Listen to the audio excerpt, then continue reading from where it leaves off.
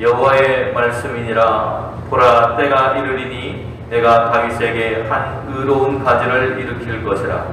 그가 왕이 되어 지혜롭게 다스리며 세상에서 정의와 공의를 행할 것이며 그의 나라의 유다는 구원을 받겠고 이스라엘은 평안히 살 것이며 그의 이름은 여호와 우리의 공이라 일컬음을 받으리라. 그러므로 여호와의 말씀이니라. 보라, 날이 이르리니 그들이 다시는 이스라엘 자손을 애굽 땅에서 인도하여 내신 여호와의 사심으로 맹세하지 아니하고 이스라엘 집 자손을 북쪽 땅 그 모든 쫓겨났던 나라에서 인도하여 내신 여호와의 사심으로 맹세할 것이며 그들이 자기 땅에 살리라 하시니라. 아멘. 한 주 동안 평안하셨습니까? 갑자기 눈이 내려가지고 오시는데 불편하셨을 거라고 생각이 되어집니다. 또 이제 이 시간 참여하지 못하고 방송으로 예배하시는 우리 성도들께도 하나님의 은혜와 은총이 그리고 이 자리에 참석한 우리 모두에게도 동일한 은혜가 함께 하시기를 주님의 이름으로 축원을 드립니다. 여러분, 눈이 내리면요 도로가 얼어붙고 또 미끄러워서 다닐 수가 없습니다. 그래서 시에서 꼭 하는 일이 있어요. 제설 차량이 나와서 염화칼슘을 뿌려서 그 눈을 녹게 하고 도로가 통행할 수 있도록 그 본래의 기능을 회복하도록 하는 일을 하고 있습니다. 우리 주님께서 오심은 바로 우리의 죄를 용서하고 하나님과 불통했던 우리의 사이를 하나님의 백성으로 살아갈 수 있는 길을 열어주시는 것이었습니다. 그리고 다시 오실 주님은 우리가 그 길을 온전히 걸었는지를 심판하실 주님으로 우리에게 오시기에 우리는 그 다시 오실 주님을 기다리고 있습니다. 대림절은 우리가 하나님의 뜻 가운데 바르게 살아가고 있는지를 스스로에게 묻는 시간이라고 할 수 있습니다. 며칠 전 10월에 있었던 이태원의 참사 가족들을 한 국회의원이 막말을 하는 바람에 국민들의 분노를 사기도 했습니다. 또 많은 댓글들에서 그 가족과 또 그 죽은 사람들에 대한 비방을 하는 글들이 사람들의 마음을 더욱더 아프게 했던 것 같습니다. 생명의 죽음을 돈으로 값을 매기는 사람들의 모습, 또 가족을 잃은 이들을 향한 우멸한 댓글로 인해서 가족들이 받은 상처에 대한 기사들이 쏟아져 나오는 것을 보았습니다. 자신이 낸 세금이 그릇된 곳에 쓰인다면 그것을 비판하는 것은 어쩌면 당연한 일일 것입니다. 그러나 그것이 무고한 생명의 죽음 앞에서 그 가족들과 그들을 조금이라도 위로할 수 있는 것에 쓰이는 것을 비판한다면 그것은 무분별한 비판이 될 것입니다. 무고한 생명의 죽음 앞에서 그리고 그 가족들 앞에서 마치 그들이 죽으러 가는 것을 알면서도 가는 것 같은 함부로 말해주는 사람들의 말이 비수가 되어서 그 유족들의 마음을 더욱더 아프게 하는 것 같습니다. 사랑을 잃어버린 사람들의 모습, 그런 세상이 바로 우리가 살아가고 있는 현실 속에도 여전히 벌어지고 있음을 보게 됩니다. 이러한 우리의 마음에 공의의 왕으로 오시는 예수님, 그 예수님이 어떤 의미를 담고 있는지 오늘 주신 말씀을 중심으로 함께 은혜를 나눌 수 있기를 간절히 소망합니다.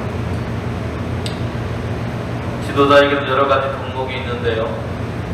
겸손, 분별력, 또 소통, 공감 능력과 같은 여러 가지들이 있습니다. 지도자로서 목자된 양은 양과 같은 백성을 잘 보살펴야 합니다. 또 백성이 길을 잃거나 흩어지지 않도록 돌보아야 하는 일도 해야 합니다. 외적이 침략했을 때에는 자신의 목숨을 걸고 싸워서 물리치기도 해야 할 것입니다. 그러나 바벨론 제국이 침략할 때 유다의 왕들은 목자를 유대의 왕들은 목자를 보내실 것이라고 믿었습니다. 그 목자는 비단 유대의 백성만이 아니라 온 인류를 구원하시기 위해서 하나님께서 보내신 메시아가 될 것임을 성경은 선언하고 있습니다. 오늘 본문에 소개되고 있는 예레미야서는 바벨론 제국에 대한 포로로 끌려갔던 남왕국 유다의 패망의 원인과 또 이스라엘 백성, 북이스라엘의 그런 죄에 대해서 이야기하고 있습니다. 그들이 패망한 원인은 이웃나라에 대한 군사적인 열세나 정치 외교적인 실정에 있는 것이 아니라 하나님을 향한 신앙을 저버린 백성들과 공평과 정의로 나라와 백성을 통치하지 못하는 왕들의 계속되는 불법 때문이었다고 예레미야는 고발을 하고 있습니다. 예레미야서 1장에도 보면 16절에 무리가 나를 버리고 다른 신들에게 분향했다 말씀하고 있습니다. 또 2장 8절에서도 율법을 다루는 자가 나를 알지 못하고 관리들도 나를 버렸다고 말하고 선지자들은 바알의 이름으로 예언한다고 말합니다. 사회, 정치, 종교 모든 분야가 타락했음을 보여줍니다. 2장 13절에서도 생수의 근원을 버린 것, 그들이 스스로 웅덩이를 판 것을 하나님께서 책망하시는데 이것 역시도 그들의 상태가 어땠는지를 보여줍니다. 또 예레미야 2장 19절에서 여호와를 버림은 하나님을 경외함이 없음에 대해서 그들을 책망하십니다. 그리고 예레미야서 5장 28절에서도 성사를 굳게 하고 불공정한 재판을 하는 그들에 대해서 하나님께서 책망하시는 이야기들이 나옵니다.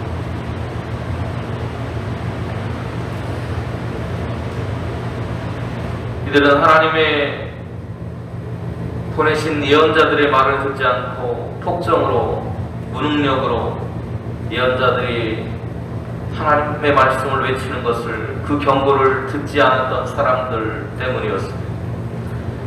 그 결과가 하나님의 심판으로 남유다 왕국이 패망하게 되었습니다. 그리고 70년이라는 긴 시간 동안 바벨론의 포로가 되어서 유랑하는 인생이 되었습니다. 하지만 이 같은 파국으로 유대 역사가 끝나지는 않았습니다.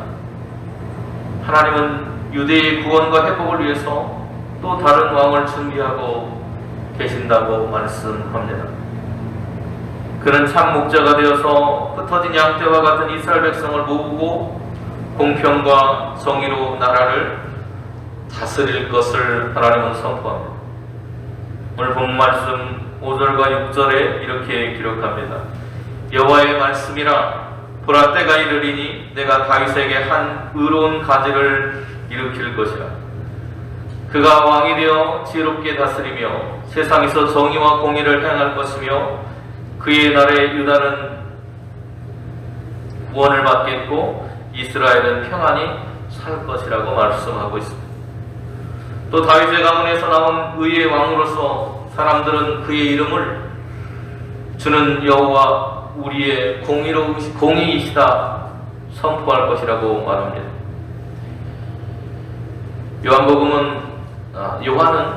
사도 요한은 이 왕이 하나님께서 보내신 아들이라고 그리고 그 이름이 예수라고 선언합니다. 아버지가 아들을 세상의 구주로 보내신 것 그것을 우리가 보았고 또 증언하노니 누구든지 예수를 하나님의 아들이라 시인하면 하나님이 그의 안에서 거하시고 그도 하나님 안에 거하느니라 말씀합니다. 이번에 대해서 우리에게 오시는 주님에 대해서 마태복음 역시도 다윗으로부터 태어날 한 가지에 대한 이야기를 하는데 다윗의 자손인 요셉의 계보에서 마리아를 통해 성령으로 태어날 아기 바로 그가 우리를 구원하실 분 예수라고 말합니다. 아들을 낳으리니 이름을 예수로 하라. 이는 그가 자기 백성을 그들의 죄에서 구원할 자이심이라고 말합니다. 이처럼 우리에게 오시는 분 다윗의 가지에서 나오는 공의로우신 왕으로 오시는 우리가 잃어버렸던 그리고 유다와 이스라엘 백성이 잃어버렸던 하나님의 공의와 정의를 회복하실 분으로 오늘 예수님이 이 땅에 오신다 선언하고 있습니다. 하나님께서는 남유다의 역사에 개입하십니다. 그리고 반드시 한 의로운 가정을 일으킬 것이라 말씀합니다. 그가 왕이 되고 지혜롭게 다스리며 정의와 공의를 행할 것이라 말합니다. 새로운 왕이 지혜롭게 다스린다면 이전의 왕들은 지혜롭게 다스리지 못했다는 것을 말합니다. 그들이 머리가 멍청해서가 아니라 그들이 하나님의 뜻을 행하지 않고 하나님의 백성답게 살아가지 못했던 것을 지적하는 것입니다. 정의와 공의를 사라진 채 자신의 욕심과 우상을 섬기는 일에 온 힘을 쏟았던 그들을 향해서 예레미야 선지자는 눈물의 호소와 책망을 하고 있는 것입니다. 그리고 그의 나라 유다는 구원을 받고 이스라엘은 평안히 살 것입니다. 새로운 왕이 오면 그렇게 될 것입니다. 그리고 그의 이름은 여호와 우리의 공이라고 불려질 것이라고 말합니다. 공의와 정의가 사라진 세상에 그 이름이 우리의 공의이신 하나님, 그 하나님으로 불려질 것이라는 것. 오늘 본문에서 가장 큰 하나님의 관심은 정의와 공의라고 하는 것에 있습니다. 그러면 왜 하나님은 예레미야가 남유다를 향해서 정의와 공의를 선포하도록 하셨을까요? 예레미야가 선포하는 이 시점의 남유다는 앞에서 설명드린 대로 정의와 공의가 무엇인지 도무지 분간할 수 없는 그런 지경에 이르는 나라였습니다. 정의와 공의가 자체를 감춘 지 오래되었습니다. 그들의 삶에는 하나님의 자리를 얻고 온갖 우상 숭배와 그에 따른 음란과 행악이 끊이지 않았습니다. 그리고 남유다의 무너진 정의와 공의의 여파는 그 나라를 파국으로 몰아갔습니다. 그리고 그것은 그들만의 파국이 되지 않았고 남유다의 불공정과 부정의는 급기야 하나님의 심판을 받아서 나라를 빼앗기고 바벨론의 포로가 되어서 끌려가는 슬픈 인생을 맞이하게 합니다. 그러면 정의와 공의가 사라진 나라의 마지막이 쫓겨나는 것이라면 오늘 그들에게 그리고 오늘 우리에게 구원받고 회복되는 길은 무엇이겠습니까? 그것은 철저하게 하나님 앞에 회개하고 정의와 공의를 회복하고 바르게 살아가는 것, 정의와 공의를 바로 세워가는 것, 그것이 하나님의 뜻이었다는 것을 말하고 있습니다. 그 정의와 공의를 세우러 오신 분이 누구냐면 오늘 우리가 구주로 영접한 예수 그리스도이십니다. 마태복음 1장 21절은 그 예수님을 이렇게 이야기합니다. 아들을 낳으리니 이름을 예수라 하라. 이는 그가 자기 백성을 그들의 죄에서 구원할 자이심이라 하니라.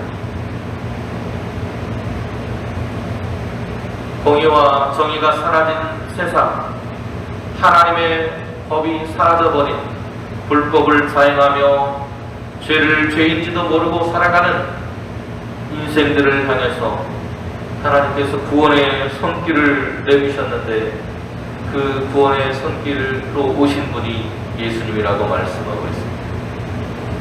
요한일서의 증언에 따르면 예수님의 오심을 통해서 우리가 얻게 되는 것은 하나님의 사랑을 통해서 심판날에 담대해질 것이라고 말합니다. 그 담대함을 얻기 위해서 하나님의 사랑이 우리에게 온전히 이루어졌다고 선포합니다. 요한일서 4장 17절은 이렇게 선포하고 있습니다. 이로써 사랑이 우리에게 온전히 이루어진 것은 우리로 심판날에 담대함을 가지게 하려 함이니 주께서 그러하신 것 같이 우리도 이 세상에서 그러하니. 하나님의 사랑이 우리에게 온전하게 이루어졌다는 것입니다. 그래서 더 이상 심판을 두려워하지 않아도 되는 인생, 그런 삶이 되었다는 거예요. 죄와 허물로 가득했던 우리의 인생이 예수 그리스도께서 오심으로 이제는 더 이상 그 죄와 허물에 대해서 근심과 걱정하지 않아도 된다는 거죠. 왜요? 예수님께서 그것을 대신 짊어지시기 위해 오셨기 때문에. 바로 그것이 하나님의 사랑이라고 요한은 선포하고 있습니다. 결국 공의와 정의가 바로 세워진다는 것은 하나님의 사랑을 통해서 죄된 길에서 떠나고 하나님의 길로 돌아서게 된다는 것을 말하고 있습니다. 다시 말하면 공의와 정의의 길은 사랑하는 것이 되어야 합니다. 하나님을 향한 사랑을 잃어버린 이스라엘 백성이 우상을 섬기고 정의와 공의가 없는 삶을 통해서 범죄를 일으켰던 자신들의 삶으로부터 돌이켜야 하는 것입니다. 하나님을 사랑하는 것을 회복해야 합니다. 이웃을 사랑하는 것이 회복되어야 된다는 것입니다. 오늘 8절 말씀 보시면 이렇게 말하고 있습니다.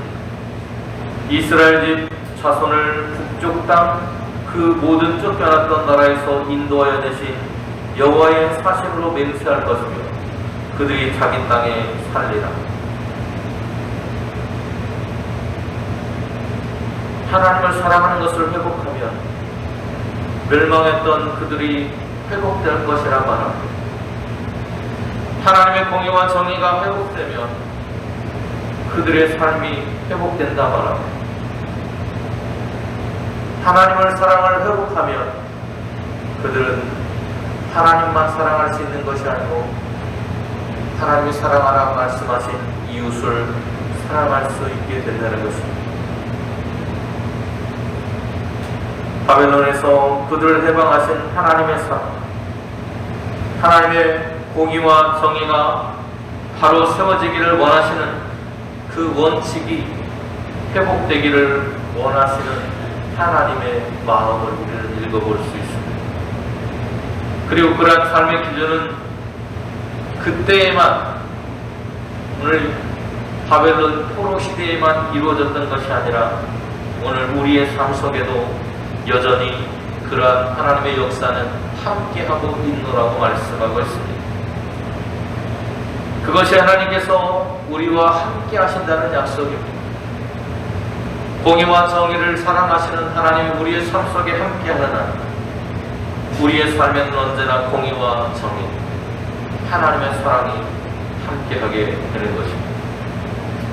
여전히 우리의 삶에 하나님은 함께하고 계십니다. 하나님께서 우리와 함께 하시겠다 약속하셨습니다.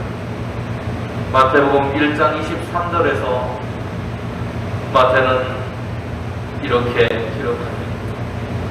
보라, 처녀가 아들을 낳을 것이요 그의 이름은 임마누엘이라 하리라 하셨으니 이를 번역한즉 하나님이 우리와 함께 계시다 하네.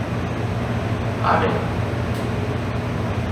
공의와 정의의 하나님께서 우리의 삶에 함께하고 계십니다. 그 삶의 원칙을 잃어버리면 이스라엘 백성들을 이방 나라의 손을 통해서 심판할 수밖에 없었던 가슴 아픈 하나님의 역사가 반복되어야만 합니다. 하나님께서 이제 다시 그들을 심판이 아닌 사랑으로 회복하실 것을 약속하고 있습니다. 죄로부터 우리의 삶을 회복하실 하나님께서 과거에도 그들이 회복되기를 원하셨던 것처럼 하나님은 여전히 오늘도 우리의 삶이 하나님의 삶의 기준, 하나님의 삶의 원칙을 회복하기를 원하고 계시기 때문입니다. 예수님께서 우리에게 나시고 오심은 우리에게 정의와 공의를 바로 세우려는 한결같은 하나님의 사랑의 원칙입니다. 우리의 삶과 역사에서 지속적으로 적용되고 있는 하나님의 법입니다. 이 하나님은 그 원칙에 따라서 지금도 저와 여러분과 함께 하십니다. 지금도 우리를 회복시키시고 저희에서 구원해 주시기를 원하시는 분이십니다. 그 하나님의 은혜와 사랑을 입은 사람이 바로 저와 여러분인 것을 기억하시기 바랍니다. 하나님께서 우리를 죄와 사망에서 구원하셨다면, 그리고 그 하나님이 여전히 우리의 삶 속에서 함께하고 계시다면, 예수 그리스도라고 믿는 오늘 우리는 어떻게 살아가야 하냐는 것입니다. 정의와 공의를 훼손하는 죄의 지배 아래서 벗어나서 정의와 공의를 바로 세우며 살아가야 한다는 것. 정의와 공의를 바로 세우는 삶은 성령을 통해서 우리로 하여금 깨닫게 되어집니다. 성령을 통해서 우리가 하나님 안에 거하고 하나님이 우리 안에 거하시는 것을 알고 성령을 통해서 예수님을 구원자로 믿고 예수님을 하나님의 아들이라고 우리는 시인할 수 있어서 오늘 그리스도인으로 살아가고 있는 것입니다. 요한은 보다 구체적으로 그러면 성령을 통해서 예수님을 믿고 하나님 안에 거하는 삶이, 사랑 안에 거하는 그 삶이 무엇이냐고 우리에게 말해줍니다. 하나님의 사랑을 받은 자들의 면모를 보이며 살아가는 것입니다. 정의와 공의를 바로 세우는 삶이라고 하는 것은 하나님이 우리를 먼저 사랑하셨다는 것을 믿는 것입니다. 그리고 하나님의 사랑 안에 거하며 살아가는 것입니다. 결국 하나님께서 우리를 사랑하신 대로 우리도 우리의 이웃을 사랑하며 살아가야 되는 것입니다. 그 원칙이 무너졌던 것이 남유다이고 이스라엘 백성들이었습니다. 그래서 남유다는 바벨론에, 그리고 북이스라엘은 아수르에 무너졌습니다. 그것을 회복하시기 위해서 하나님께서 보내신 분이 공의의 왕이신 예수 그리스도이십니다. 예수님은 자신의 죽음을 통해서 하나님의 공의와 정의의 원칙, 사랑의 원칙을 회복하셨습니다. 또 우리를 사랑해 주셨음을 요한과 마태는 여전히 증언하고 있습니다. 하나님의 사랑을 받은 우리도 그 사랑을 우리의 삶으로 실천하며 살아가야 합니다. 하나님의 사랑 안에 있다는 것을 늘 기억하며 살아가시기를 바랍니다. 정의와 공의가 무너진 나라, 그 나라는 언제든지 망할 수 있습니다. 하나님의 나라는 이런 공의와 정의의 원칙이 회복되는 나라입니다.